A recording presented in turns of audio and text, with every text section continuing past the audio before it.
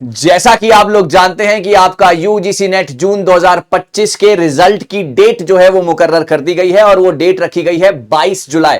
जी हां, कल ही एनटीए ने अपने ट्विटर, जो कि अब एक्स बन चुका है, वहां पर ये बात लिखी थी कि आपका रिजल्ट जो है 22 जुलाई को आएगा। और ये बिल्कुल ऑथेंटिक रिपोर्ट थी, हमने और हमारी टीम ने चेक किया था। ये प्रॉपर जो था, एक ये लीगल उनका जो था एक्स चैनल था जहां से ये रिपोर्ट निकल कर आई है कि 22 जुलाई जो है आपकी डेट है एग्जाम के रिजल्ट की। अब जब एग्जाम के डेट आ चुकी है, रिजल्ट की डेट आ चुकी है, तो अब बच्चों के मन में यह सवाल आता है कि सर हमारा कितने मार्क्स पर एग्जाम क्वालिफाई होगा, सर कट ऑफ कितनी जाने वाली है, मिनिमम क्वालिफाइंग मार्क्स कितने होने वाले हैं। तो इन सभी सवालों के जवाब लेकर मैं यहां पर आया हूं। सो नमस्कार गाइस, आज मैं निशांत कपूर आपका बहुत बहुत स्वागत करता हूं आपके अपने पीडब्ल्यू यूजीसी नेट में। और यहां पर मेरा इस वीडियो को बनाने का मकसद जो था वो था ये, जो कि आपके सामने सारा का सारा जो है ये डिटेल आ चुका है, सारी की सारी डेट्स आ चुकी हैं। अब एक एक करके हम आपके सवालों की तरफ चलते हैं और एक एक करके हम आपके सवालों को सॉल्व करने की कोशिश जो है यहां पर अब करते हैं। तो यहां पर सबसे पहला सवाल था सर क्वालिफाइंग मार्क्स। बच्चों के मन में ना एक बहुत ही ज्यादा एक डायलेमा रहता है, या एक बहुत ही ज्यादा बड़ा कंफ्यूजन रहता है कि सर कितने मार्क्स पर जो है हमारा एग्जाम क्वालिफाई होगा, क्योंकि एनटीए हमेशा अपने ब्रोशर में लिखता है 40% marks is a qualifying marks. तो मैं यहां पर आपको करेक्ट कर देता हूं। जैसा कि आप लोग जानते हैं, आपके पेपर 1 में 50 क्वेश्चन आते हैं, हर क्वेश्चन 2 नंबर का होता है, यानी कि 100 नंबर का पेपर होता है। और यहां पर जो है आपके 100 क्वेश्चन आते हैं पेपर 2 में, हर क्वेश्चन 2 नंबर का, यानी कि ये होता है आपका 200 नंबर का पेपर। टोटल हो गया आपका 300 नंबर का पेपर। तो अब इसका अगर मैं 40% ले आऊंगा तो क्या मैं जो है पास हो जाऊंगा, क्या मेरे को नेट या जेआरएफ मिल जाएगा? बेटा 300 का 40% जो होता है ना, 300 का 40% होता है 120, 2 मार्क्स के हिसाब से, कि आपके 60 क्वेश्चन है ना, 60 इंटू 2 दैट इज 120। तो यानी कि आपके 60 क्वेश्चन तो पहले ठीक होने चाहिए। 60 क्वेश्चन ठीक होने का मतलब यह है, ना तो आपको नेट मिलेगा, ना ही आपको जेआरएफ मिलेगा, ना ही आपको पीएचडी मिलेगा। आपको सिर्फ इस बात का आश्वासन मिलेगा कि आपका एग्जाम आगे चेक होगा। अगर आपके 60 क्वेश्चन भी ठीक नहीं होते, अगर आपके 40% मार्क्स भी नहीं है, तो आप एग्जाम में मेरिट में आना तो छोड़ो, आप क्वालिफाई भी नहीं कर पाओगे। मेरिट में आना और क्वालिफाई करना दो अलग अलग चीजें हैं।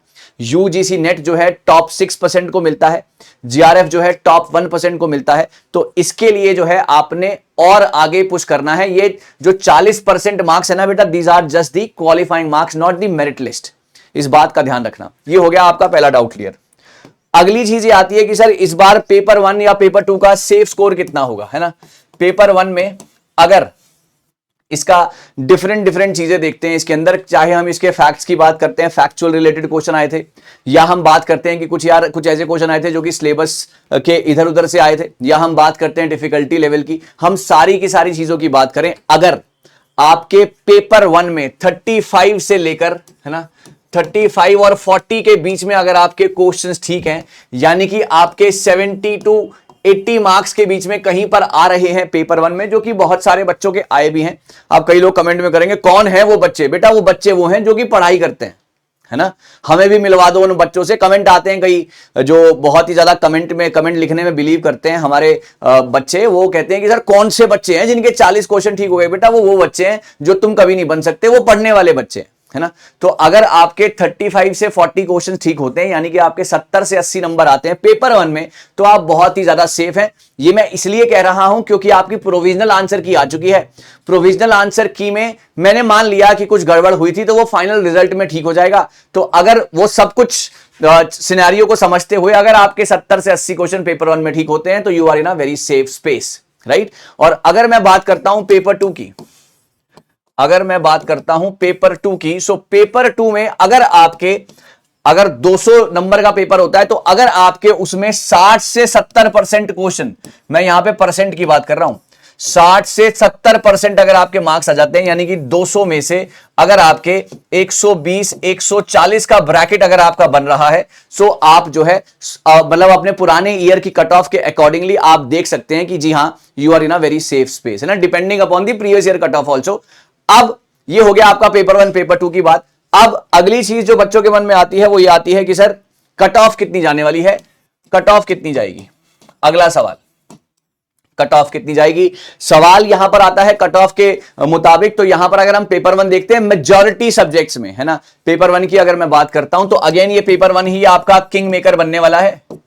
पेपर 1 जो है बेटे आपका किंग मेकर बनने वाला है, और ये किंग मेकर ऐसे बनने वाला है कि इस बार मेजॉरिटी ऑफ द एग्जाम में paper 1 was moderate, easy to moderate, है ना। तो बहुत सारे बच्चों ने यहां पर बहुत अच्छे नंबर स्कोर किए हैं, जो कि पढ़ने वाले बच्चे हैं, है ना। जो कमेंट करने वाले बच्चे हैं वो नहीं, जो पढ़ने वाले बच्चे हैं बेटा, उन्होंने किया है स्कोर, है ना। वो जब रिजल्ट आएगा आपको पता लग जाएगा।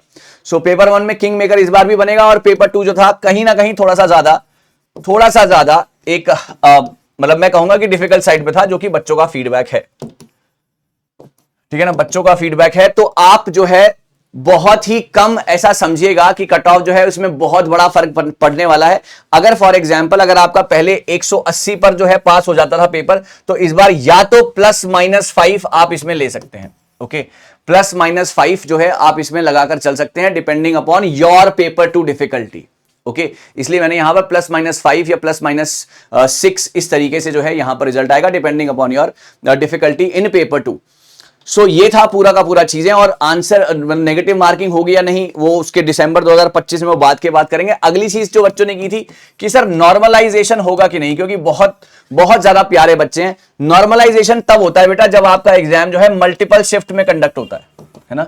जब आपका एग्जाम जो है मल्टीपल शिफ्ट में होता है तब होती है आपकी नॉर्मलाइजेशन, मल्टीपल शिफ्ट में होता है तब होती है आपकी नॉर्मलाइजेशन, और तब आपका रिजल्ट जो है परसेंटाइल में आता है, तब आपका रिजल्ट जो है परसेंटाइल में आता है। लेकिन इस बार ऐसा कुछ नहीं हुआ, एक ही शिफ्ट में एग्जाम हुआ है, सिंगल शिफ्ट में एग्जाम हुआ है, ओके, सिंगल शिफ्ट में एग्जाम कंडक्ट कराया गया है। आपका रिजल्ट जो है परसेंटेज में आएगा, आपको पता लग जाएगा आपके 300 में से कितने परसेंट मार्क्स हैं। सबसे ज्यादा चाहिए होते हैं जेआरएफ में top 1%, then top 6% in the UGC NET, and then आखिरी में जो है पीएचडी के ऊपर ये जाता है। तो आप प्रीवियस ईयर की कट ऑफ से अंदाजा अपना लगा लीजिएगा, ऑफिशियल वेबसाइट पर जो है आपको कट ऑफ मिल जाएगी। आपके अब इसके अलावा जो भी डाउट है आप नीचे कमेंट सेक्शन में लिखिएगा, कितने मार्क्स बन रहे हैं, मेरा होगा कि नहीं होगा, मैं आंसर करने की कोशिश करूंगा, और जो भी आपका डाउट है मैं हमेशा लेने को तैयार हूं। Thank you so very much. Telegram पे आप लोग हमारे साथ जुड़ सकते हैं, ओके, टेलीग्राम का लिंक जो है नीचे डिस्क्रिप्शन में दिया हुआ है, टेलीग्राम का लिंक जो है नीचे डिस्क्रिप्शन में दिया हुआ है, तो आप टेलीग्राम पर हमारे साथ जुड़ जाइएगा, नंबर 1। दूसरी बात, हमारी क्लासेस जो हैं अगर आप दिसंबर 2025 के लिए प्रिपेयर कर रहे हैं, Tuesday, Thursday and Saturday, okay, दोपहर को 12 बजे जो है हमारी क्लासेस होने वाली हैं। So don't you dare to miss it, क्योंकि यहां पर बहुत सारा कंटेंट आपका इंतजार कर रहा है। Thank you so very much. मुझे उम्मीद है कि मैंने आपके सभी सवालों के जवाब दिए। फिर भी कोई सवाल रह गया हो कमेंट सेक्शन में लिखिएगा, मैं जवाब जरूर दूंगा। Thank you so much guys, all the very best.